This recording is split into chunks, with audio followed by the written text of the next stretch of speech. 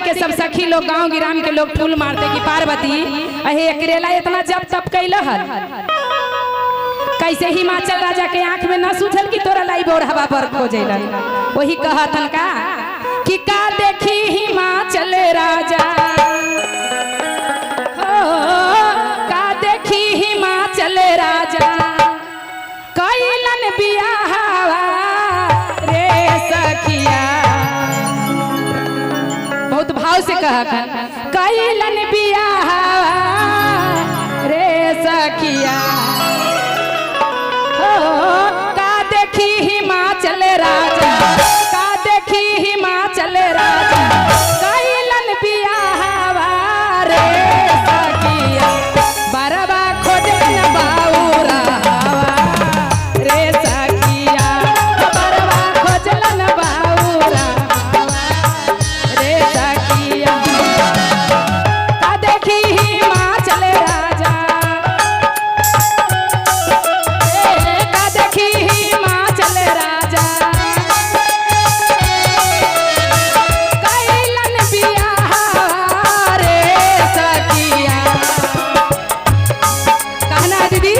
बरबा खोजले बाऊरा रे सखिया बरबा खोजले बाऊरा रे सखिया। ताली दीदी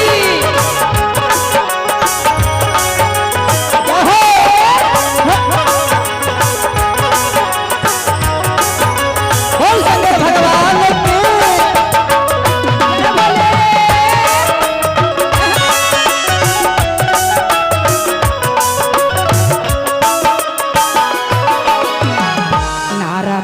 गुआवा के कुछो ना बुझाएलो कुछो ना बुझाला दुनिया कुछो ना बुझाएला। नारदय गुआवा के कुछो ना बुझाइलो कुछो ना बुझाइला दुनिया कुछो ना बुझाइला। एते सुंदर गाहुरा के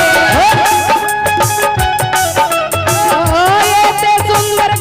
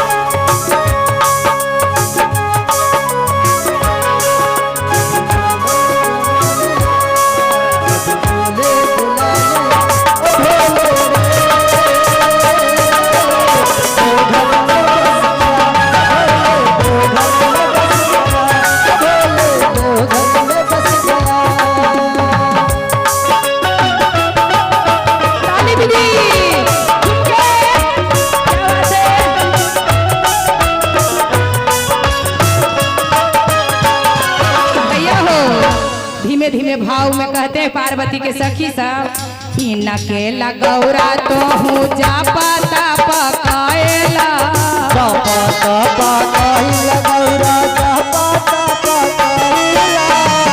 इना के लगौरा तो हूँ जा पता पकाएला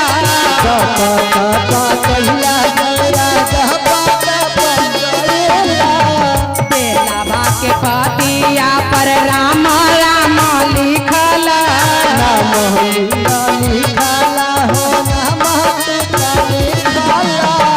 बारही बरस गौरा कैला तपसिया रे सखिया। भैया हो कहते हैं बड़ी कठिन से पार्वती तप किए हैं दीदी एकदम दिल से भगवान के चाहे हैं। इसीलिए पार्वती के सब लोग सखी फूल मारते हैं लेकिन पार्वती कोई के वचन नहीं मानते हैं। कहते का एक करे लगौरा तो हूँ एक करे लगौरा तो हूँ जा पता पकाइला रे सखिया। सबरवा खोजलन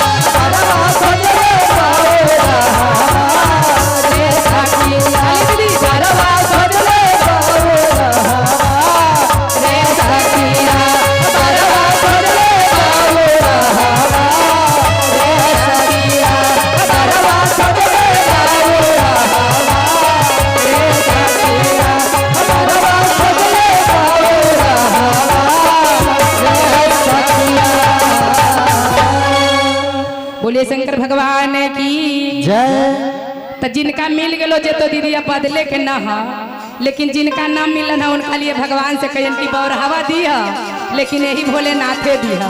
बोलिए शंकर भगवान की जय।